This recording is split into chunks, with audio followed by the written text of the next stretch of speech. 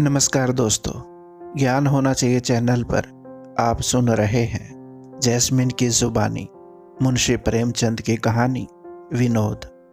नमस्कार साथियों, ज्ञान होना चाहिए चैनल पे आप सभी का एक बार फिर से हार्दिक अभिनंदन है।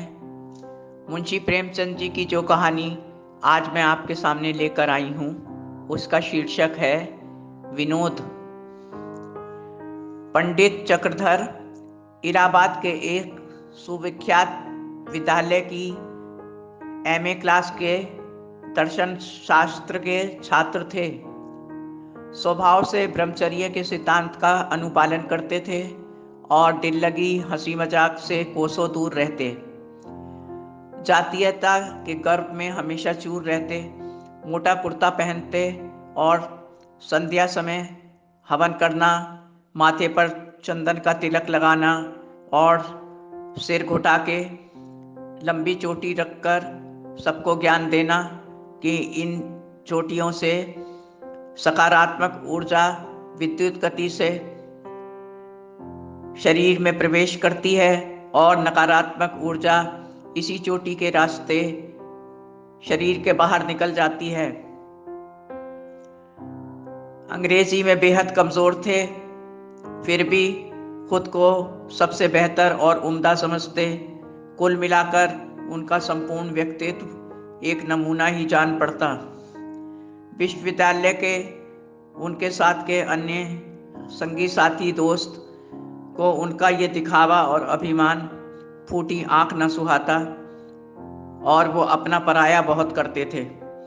अब पंडित को सबक सिखाने के लिए तरकीब सोची जा रही थी। लड़कों ने तय किया कि बच्चों को इस बार लाइन पे लाना जरूरी है। बेचारा घमंड भूल कर हम सबसे पनाह मांग लेगा। संयोग से अब उन्हें जल्दी ही एक अच्छा अवसर हाथ लग गया। कॉलेज खुलने के कुछ दिन बाद ही क्लास में एक एंग्लो इंडियन रमणी भी सम्मिलित हुई। सेब सा खिला हुआ चेहरा, रंग रूप, मनोहर छवि, सुंदरता की मूर्ति थी वो। उस पर पाश्चात्य वेशभूषा।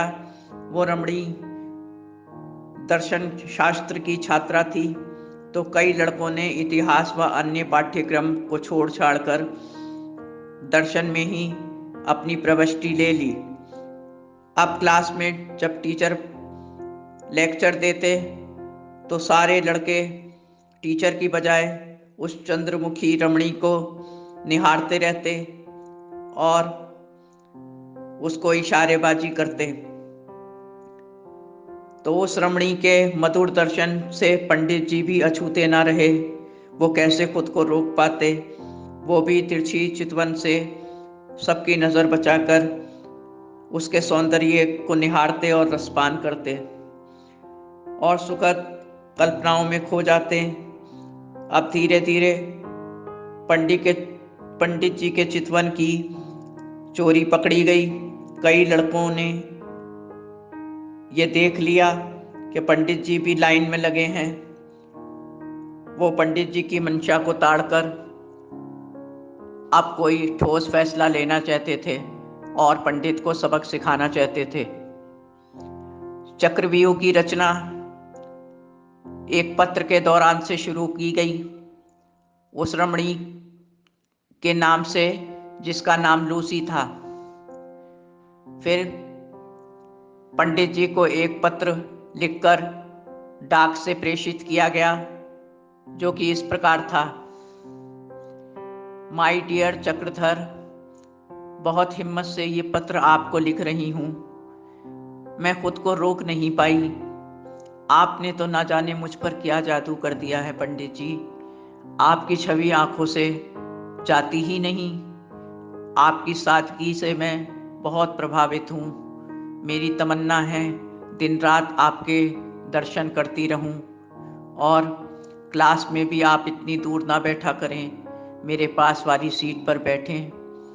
करीब बैठने से मुझे आपकी मौजूदगी और सामीप्य का एहसास होगा। इस पत्र को पढ़कर मेहरबानी से फाड़ दीजिएगा। इसका उत्तर लिखकर लाइब्रेरी की तीसरी अलमारी के नीचे छिपा कर रख दीजिएगा। सिर्फ आपकी लूसी। ये सारी कारस्तानी लड़कों के दोस्त नईम और गिरधर ने की थी। अब उस पत्र को डाक से पंडित जी के नाम भेज दिया गया। उस पत्र का असर दूसरे दिन क्लास में पंडित जी के ऊपर देखने को मिला। दोस्तों, ज्ञान होना चाहिए चैनल पर आप सुन रहे हैं जैस्मिन की जुबानी, मुंशी प्रेमचंद की कहानी विनोद। गिरधर और नईम लूसी के दाएं बाएं बैठते थे, इसलिए उस वक्त लूसी क्लास में ना आई थी। तो पंडित जी ने गिरधर के पास जाकर कहा, यार तुम मेरी वाली सीट पर बैठ जाया करो और मैं यहाँ बैठ जाता हूँ, क्योंकि मुझे वहाँ कुछ असुविधा हो रही है कई दिनों से। नईम ने चुटकी ली। क्यों, वहाँ तुम्हें क्या दिक्कत है? तुम तो कब से वहाँ बैठ रहे थे। पंडित जी बोले, अरे दिक्कत विक्कत कुछ नहीं है यार, प्रोफेसर साहब का लेक्चर वहाँ से सुनाई नहीं देता है। मैं कान का कुछ भारी इंसान हूँ। गिरधर ने हैरानी से पूछा, पहले तो तुम्हें ये कोई दिक्कत बीमारी नहीं थी, अब कब से ये रोग लग गया तुम्हें? पंडित जी अड़ियलपन से बोले, यार लेक्चर ना सुनाई देने की भी वजह है और मुझे क्लास में झपकी भी आती है, क्योंकि जब मुझे किसी टीचर की कोई बात समझ में नहीं आती तो मुझे अपने आप नींद आने लगती है। यहाँ आराम से सो लूँगा सबकी आड़ में, वहाँ से टीचर मुझे सोते पर चौक फेंक कर मारते हैं। नईम ने भी तरफदारी करते हुए कहा कि चलो पंडित जी, तुम भी क्या याद करोगे, दोस्त हो यार, मैं तुम्हारा अभी इंतज़ाम कराता हूँ। और ये कहकर गिरधर को पंडित जी की सीट पर बैठा दिया और पंडित जी को गिरधर की सीट पर। उसी समय लूसी ने क्लास में प्रवेश किया तो फिर प्रोफेसर साहब भी आ गए थे अब और लेक्चर शुरू हो चुका था। लेकिन पंडित जी व्याकुल होकर लूसी को देखते रहे, क्योंकि लूसी ने ही सीट चेंज कराई थी।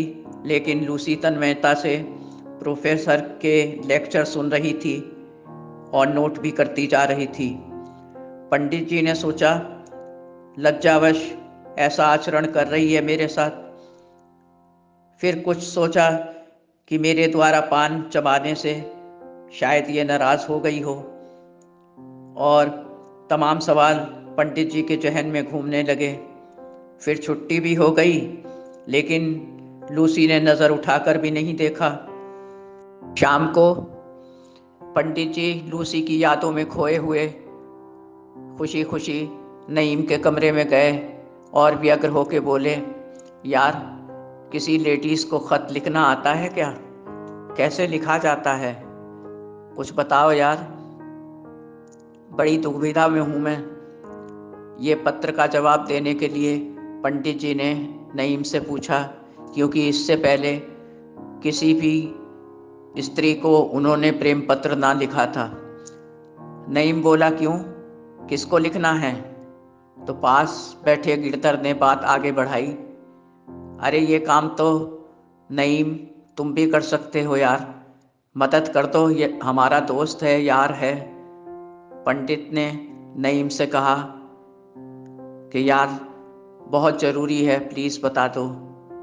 तो नईम ने कहा, अरे कोई मुश्किल नहीं, अगर वो लड़की है तो प्रेम पत्र की शुरुआत डार्लिंग से कर दो, बस इतना ही करना है, बाकी अपनी मन की बातें लिख दो। फिर पंडित बोला, यार जिसको मैं चाहता हूँ वो अंग्रेज़ी ज़्यादा समझती है। तो नईम ने एक पर्चे पर अंग्रेज़ी में कुछ वाक्य लिखकर पंडित जी को सौंप दिए। पंडित जी खुशी खुशी अंग्रेज़ी में कमज़ोर होने के कारण वो कागज़ का टुकड़ा लेकर अपने कमरे में पहुँचे और अंदर से चटकनी लगाकर उसको अपनी हैंड राइटिंग में दूसरे कागज़ पे उतार कर स्कूल जाकर दूसरे दिन लाइब्रेरी की तीसरी अलमारी के नीचे छिपा कर रख दिया, जिसे उनके जाने के बाद चुपके से वहाँ से नईम और गिरधर ने निकाल लिया और खूब पढ़ पढ़ कर हंसे। दोस्तों, ज्ञान होना चाहिए चैनल पर आप सुन रहे हैं जैस्मिन की जुबानी, मुंशी प्रेमचंद की कहानी विनोद। पंडित जी समझे कि पत्र लूसी ने निकाल लिया है। अब पंडित जी को फिर तीसरे दिन एक और प्राप्त हुआ पत्र, तो बहुत खुशी से फूले न समाये जल्दी से उसको खोलकर पढ़ा। देखा तो लूसी ने लिखा था कि अब मैं आपके बिना जिंदा नहीं रह सकती हूँ। आपके खत से मुझे आपकी मोहब्बत का अंदाज़ा लग चुका है और मैं क्लास में जानबूझकर आपको जानबूझकर नहीं देखती हूँ, क्योंकि सब मुझे ही देख रहे होते हैं। और मेरी एक तमन्ना है कि मैं आपको अंग्रेज़ी पोशाक में देखना चाहती हूँ। खूबसूरत तो आप हो ही, तो मुझे अच्छा लगेगा, और मेरे जैसे कपड़े पहनोगे साहब जैसे, तो मेरी भी इज्जत बढ़ेगी। इसी अभिलाषा में आपकी लूसी। अब लड़कों की मजाक रंग ला रही थी। पंडित जी ने तुरंत एक बड़ी दुकान में जाकर ब्रांडेड सूट का कपड़ा लिया और एक बड़े टेलर से उसको सिलवाया, महंगी सिलाई देकर। अंग्रेजी कट बाल भी कट गए थे, अब चोटी खोपड़ी से गायब हो चुकी थी। अब पंडित जी को अपने जातीय प्रेम से विमुख होना भी पड़ा। नईम ने कहा कि चोटी क्यों कटवा ली, अब ऊर्जा कैसे आएगी जाएगी शरीर में। तो पंडित जी ने उससे बेहयाई से जवाब दिया कि प्रेम में सब कुछ जायज़ है। संध्या समय पूजा अर्चना और हवन की भी त्रिशिरी हो गई। हवन कुंड चरपाई के नीचे फेंक दिया गया और उसमें सिगरेट के टुकड़े फेंक कर उसको कूड़े का दान का स्वरूप दे दिया गया। फिर वो सूट जब सिलकर आया और पंडित जी ने पहना, तो नईम बोले, यार तुम कितने स्मार्ट और खूबसूरत लग रहे हो। तुम्हें देखकर लूसी तो बेहोशी हो जाएगी। तुम मोटे कुर्ते में अपना रूप कहाँ छिपाए थे अब तक? खुदा ने तुम्हें बहुत फुर्सत से बनाया है। ये सुनकर पंडित जी बहुत शर्मा गए। फिर नईम ने नेकटाई भी उसके गले में बांध दी, जो कि बहुत टाइट हो रही थी और सांस लेने में पंडित को बहुत परेशानी हो रही थी। उन्होंने नईम से कहा कि यार इसको थोड़ा ढीला कर दो, सांस लेने में दिक्कत हो रही है। तो उलझ के गिरधर बोला, अरे यही तो फैशन है यार, पहली बार पहन रहे हो इसलिए ऐसा लग रहा है, इसे ढीली ना कराओ, नहीं तो तुम्हारी सांसों की आवाज़ आएगी। पंडित बोला, अरे यार मेरा तो दम घुट रहा है, तुम लोग को फैशन की पड़ी है। लेकिन लड़के उसके साथ कोई रियायत नहीं कर सके और उसे पानी पर चढ़ा चढ़ा कर उसे कॉलेज की तरफ ले चले। अब पंडित जी सीना ताने सबसे आगे आगे और सारे लड़के आगे पीछे दाएं बाएं ऐसे चल रहे थे जैसे बाराती हों। सीट पर बैठने के बाद थोड़ी देर में लूसी भी आ गई। पंडित जी का ऐसा स्वरूप देखा बदला हुआ और वेशभूषा, तो उसे हंसी आ गई। वो मुंह छिपा के हंसने लगी। पंडित जी ने समझा ये मुझे देखकर खुश हो रही है कि मैंने इसका कहना मानकर अंग्रेजी कपड़े पहन लिए। अब लड़कों की हिम्मत और ज़्यादा बढ़ने लगी कि पंडित जी अब लूसी के नाम पर पैसे खर्च कर देंगे, इसलिए इनसे पैसे खर्च करवाए जाएं। फिर पत्र के ज़रिए पंडित को लूसी के नाम से लिखा गया कि मैं आपके प्रेम में कोई निशानी चाहती हूँ, ताकि जब आपसे दूर रहूँ तो उसे आपकी याद आने पर देखकर अपने दिल को तसल्ली दे सकूं। अब पंडित फिर भागकर नईम के कमरे में गए और गिफ्ट की मार्फत पूछा कि नईम, दोस्तों, ज्ञान होना चाहिए चैनल पर आप सुन रहे हैं जैस्मिन की जुबानी, मुंशी प्रेमचंद की कहानी विनोद। क्या देते हैं लड़कियों को इनाम में? तो नईम ने कहा, परफ्यूम, घड़ी, रुमाल या कुछ भी दे दो जो लड़कियों को पसंद होता है। अब फिर पंडित एक बड़ी दुकान पर जा पहुंचे और ब्रांडेड चीज़ें यही सब खरीद कर फिर वहीं लाइब्रेरी में निश्चित जगह पर रख दिया जहां पत्र रखते थे, जिसे थोड़ी ही देर के बाद उन लड़कों ने वहां से निकाल के आपस में बांट लिया और खूब खुश हुए। अब इस खेल को आगे बढ़ाया जा रहा था। फिर पत्र के माध्यम से लूसी की इच्छा अनुसार पंडित ने अंग्रेजी भी सीखनी शुरू कर दी, क्योंकि लूसी की तमन्ना थी कि आप अंग्रेजी बोला करो। अंग्रेजी सूट तो पहन लिया, इससे मेरी और आपकी इज्जत बढ़ेगी। लेकिन कुछ ही दिनों में अंग्रेजी बघाड़ने से उनकी योग्यता का पर्दा उठ चुका था और वो सबके सामने शर्मिंदा हो रहे थे, सबकी हंसी का पात्र भी बन रहे थे। लोग सोच रहे थे इन्हें अचानक हो क्या गया, किंतु ये बात तीन ही लोगों के बीच में थी, नईम, गिरधर और पंडित जी। फिर निर्दयी लड़कों ने पंडित पर रहम न खाया। अब एक नई मांग लूसी के नाम से पत्र द्वारा फिर भेजी गई कि आपको मैं अंग्रेजी खेलते देखना चाहती हूँ। आप मेरे लिए फुटबॉल सीखो और फुटबॉल खेलने के लिए चैंपियन बनो। बेचारे पंडित जी तो लूसी के नाम पे प्राण भी देने के लिए तैयार थे। फुटबॉल क्या चीज़ थी। पहुंच गए मैदान में। नईम फुटबॉल का चैंपियन था, इसलिए उन्हें हर बात में आसानी हो रही थी। नईम ने उनकी सारी बात सुनकर अनजान बनते हुए कहा, तुम और फुटबॉल, वो भी इतनी धूप में। फिर पंडित जी को समझाते हुए बोला, यार बाज आ जाओ इस खेल से, बहुत चोटें लगती हैं इसमें। मुफ्त में अगर चोट लग गई तो सिर पर पट्टी बांध के घूमते रहोगे इधर उधर। लेकिन पंडित जी ने दोस्ती का वास्ता देकर उससे फुटबॉल सिखाने के लिए राजी कर ही लिया। अब पंडित जी अपनी धुन में मस्त होकर बार बार फुटबॉल पर उल्टे सीधे पैर चला रहे थे, कभी इधर मारते कभी उधर मारते। उसी समय लूसी खेल के मैदान के पास से निकली तो किनारे खड़े नईम से बोली, ये रोज रोज क्या नए स्वांग रचता है। अब ये कभी जिंदगी में खेल खेलते इसको नहीं देखा, ये क्या कर रहा है खेल के मैदान में। नईम ने धीरे से कहा, सनकी लगता है। तो इस पर लूसी ने जवाब दिया, मुझे तो पूरा पागल लगता है। ये कहकर व्यंग से उसकी तरफ देख के मुस्कुराती हुई लूसी चली गई। पंडित को ये गुमान हुआ कि लूसी ने नईम के कान में मेरी तारीफ की है और कोई पैगाम दिया है। इसके बाद उससे ना रहा गया। शाम को फिर नईम को जा पकड़ा और पूछा, लूसी कितनी खुश नज़र आ रही थी यार मुझे खेलते देखकर। क्या वो तुमसे मेरी तारीफ कर रही थी कान में?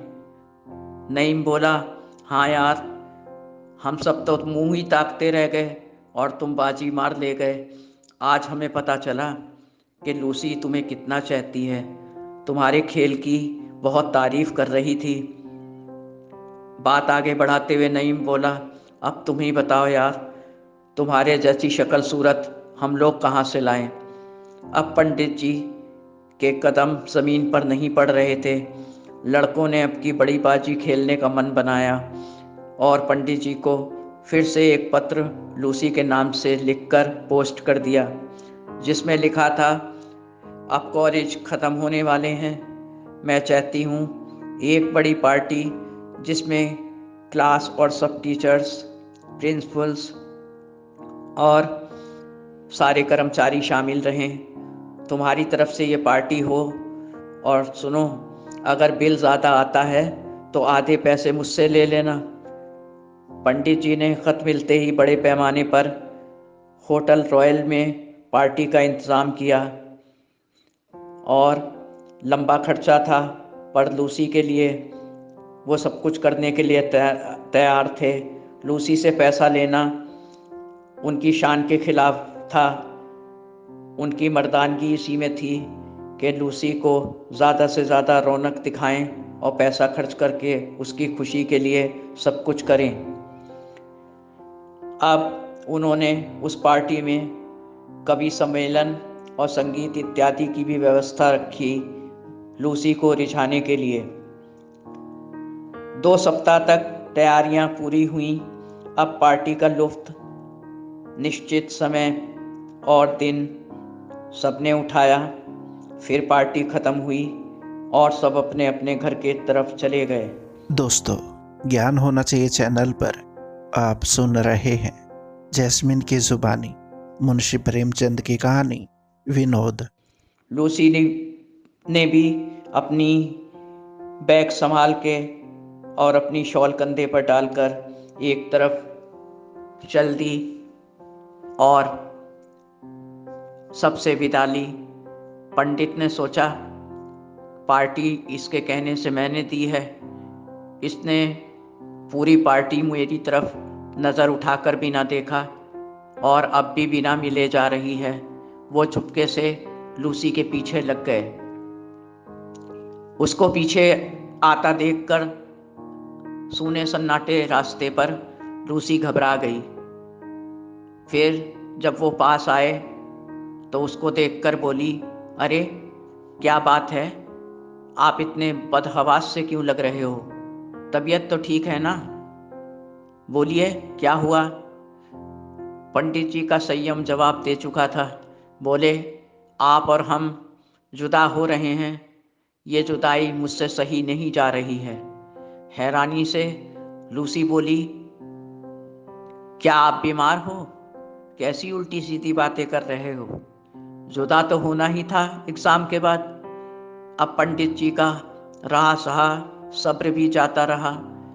उसका हाथ पकड़ने की कोशिश करते हुए बोले, तुम बीमारी की बात करती हो, मेरे तो प्राण ही निकले जा रहे हैं और ये जुदाई अब मैं सह ना सकूंगा। लूसी ने ताज्जुब से उसके मुंह को देखकर अपना हाथ छुड़ाते हुए कहा, खबरदार, अगर ऐसी बातें मुंह से निकाली तो अच्छा ना होगा।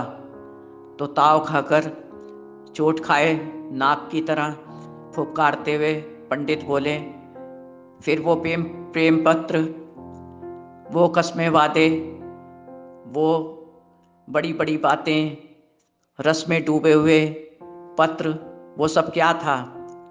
लूसी परिहास से बोली, आप नशे में तो नहीं हो? प्रेम पत्र? कैसे प्रेम पत्र? कैसी प्यार मोहब्बत की बातें? सूरत देखी है तुमने अपनी कभी आईने में? पंडित बोले, अरे लूसी, मजाक छोड़ो, इस तरह की बातें करके अनजान ना बनो। देखो, मेरा दिल धड़क रहा है। फिर लूसी का हाथ पकड़कर अपने सीने पर रखना चाहा तो लूसी ने गुस्से में तमतमाते हुए एक जोरदार भरपूर चांटा उनके गाल पर रसीद कर दिया और झल्लाकर बोली, कमीने, मेरे रास्ते से हट जा, अभी शोर मचा कर सबको बुला लूँगी और पुलिस को भी। और सुन, तेरी शिकायत प्रिंसिपल से ज़रूर करूँगी। तेरा पागलपन अगर मैंने ठीक ना करवा दिया तो मेरा भी नाम लूसी नहीं। ये कहकर झल्लाती हुई वहाँ से चली गई, पैर पटकती हुई, और लूसी का चांटा खाकर पंडित जी की आँखें चौंधिया गईं। आंखों के सामने तारे नाचने लगे। ज़मीन पर बैठकर इस मानसिक और शारीरिक आलोचनाओं का पोस्टमार्टम करने लगे। फिर पंडित जी की आंखें जैसे अचानक ही खुल गई हों। वो सब समझ गए कि ये किसी गंभीर शरारत का ही शिकार मैं हो गया हूँ। अब उन्हें पिछली सारी बातें याद आने लगी कि तभी मुझे सब लोग देखकर मुँह छिपा छिपा कर हंसते थे। मैं भी कितना बेवकूफ़ हूँ, इन पागल लड़कों के झांसे में आ गया।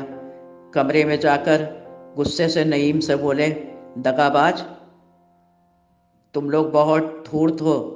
दोस्तों, ज्ञान होना चाहिए चैनल पर आप सुन रहे हैं जैस्मिन की जुबानी, मुंशी प्रेमचंद की कहानी विनोद।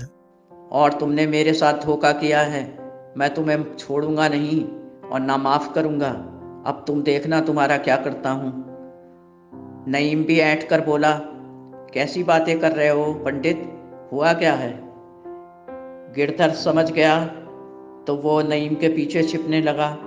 नईम बोला कि हुआ क्या है, बोलो तो पंडित बोले, तुम लोगों के कारण आज लूसी का चाटा खाकर जलील होकर चला आ रहा हूँ। तुम लोग ने मुझे उल्लू बनाकर मेरे मुंह पे कालिक पुतवा दी और 500 रुपये के झटके में अलग आ गया। इनाम अलग देने पड़े और जलील अलग होना पड़ा। फिर आशंका जताई कि वो तो जो हुआ सो हुआ, अभी लूसी प्रिंसिपल से जब शिकायत करेगी तो तुम दोनों भी फंस जाओगे। अब अगर बचना चाहते हो तो कोई ऐसी बात सोचो जिससे तीनों लोग बच जाएं। अगर शिकायत हुई तो हम तीनों को स्कूल से निकाल दिया जाएगा और हमारा तमाशा बनेगा। अब नईम समझ गया कि खेल ख़त्म हो चुका है, हमारी भी अब खैर नहीं। सुबह होते ही वो लूसी के बंगले पर पहुंचा तो मालूम हुआ वो प्रिंसिपल साहब के बंगले पर गई है। अब तो काटो तो खून नहीं। नईम तुरंत प्रिंसिपल के बंगले की तरफ भागा और खुदा से दुआ करता जा रहा था कि खुदा, काश लूसी अभी बंगले पर ना पहुंची हो प्रिंसिपल साहब के। और उसकी सांस फूल रही थी लेकिन पूरी ताकत से दौड़ा चला जा रहा था। जब प्रिंसिपल के बंगले के पास पहुंचा तो देखा लूसी गेट खोलकर अंदर जाने ही वाली थी। वैसे ही नईम ने दूर से ही चिल्लाकर उसको ज़ोर से पुकारा, लूसी रुक जाओ, तुमसे बहुत ज़रूरी बात करनी है, इधर आओ। लूसी ने संशय से उसकी तरफ देखा और पास आकर बोली, क्या बात है नईम, बोलो, क्यों आवाज़ दे रहे हो? और सुनो, अगर तुम्हारा कोई अपना काम है तो बोल दो, लेकिन अगर पंडित की सिफारिश करने आए हो तो वापस चले जाओ। आज मैं उस नामुराद की शिकायत करके ही दम लूँगी। नईम ने दृढ़ता से कहा, तो ठीक है, अगर तुम उसकी शिकायत करके ही दम लेना चाहती हो तो पहले मुझे और गिरधर को गोली मार दो, तब शिकायत कर देना। लूसी ताज्जुब में पड़ गई कि बात पंडित की है और गोली मारने की बात ये खुद को और गिरधर को कह रहे हैं। उसने आश्चर्य से पूछा, क्या मतलब? इस प्रकरण से तुम्हारा क्या लेना देना? तो नईम बोला, पंडित नहीं, मैं और गिरधर, हम दोनों तुम्हारे असली कसूरवार हैं। पंडित तो हमारा खिलौना था, हम उससे खेल रहे थे साल भर से, और छिप छिप कर हमने जो खत लिखे थे वो पंडित ने नहीं, हमने लिखे थे। और तुम्हारे मन में और उसके मन में जो बातें डाली वो हम ही थे। इस पर लूसी बोली, तुम लोग ने इतना बड़ा कांड किया है, मैं तुम लोग की कितनी इज्जत करती थी, लेकिन तुम लोग ने दूर से बात करी है, इसलिए मैं तुम्हें दोनों को माफ़ करती हूँ। लेकिन उसने मेरा हाथ पकड़ा है, पंडित को इस बात की सज़ा ज़रूर दूंगी। तो नईम ने कहा कि चलो सहूलियत से बैठकर बात करते हैं। तो लूसी ने कहा, नहीं, सज़ा मुकर्रर है, या तो वो मुझे 200 रुपये दे या फिर मेरे सामने कान पकड़ के 20 बार उठक बैठक करे। नईम ने लूसी के पास से लौटकर पंडित को पूरी बात बताई तो पंडित बोला, 200 रुपये देने की स्थिति में मैं नहीं हूँ, मैं बहुत पैसा पहले ही खर्चा कर चुका हूँ। और हाँ, दूसरी सज़ा कबूल है। मैं उसके सामने 20 बार उठक बैठक कर लूँगा। फिर लूसी को बुलाया गया और पंडित ने लूसी के सामने और सबके सामने 20 बार कान पकड़ के उठक बैठक की। और इस अपमान के बाद पंडित को फिर कभी किसी ने भी उस कॉलेज में ना देखा। पता नहीं पंडित जी कहाँ चले गए। साथियों, हंसी मजाक, दिल लगी शैतानियाँ एक सीमा तक ही अच्छी लगती हैं। कभी कभी ये इतना विकराल रूप धारण कर लेती हैं कि इनसे बाहर निकलने पर बहुत मुश्किल होती है, और अगर निकल भी जाएं तो बहुत शर्मिंदगी और हंसी का पात्र बनना पड़ता है।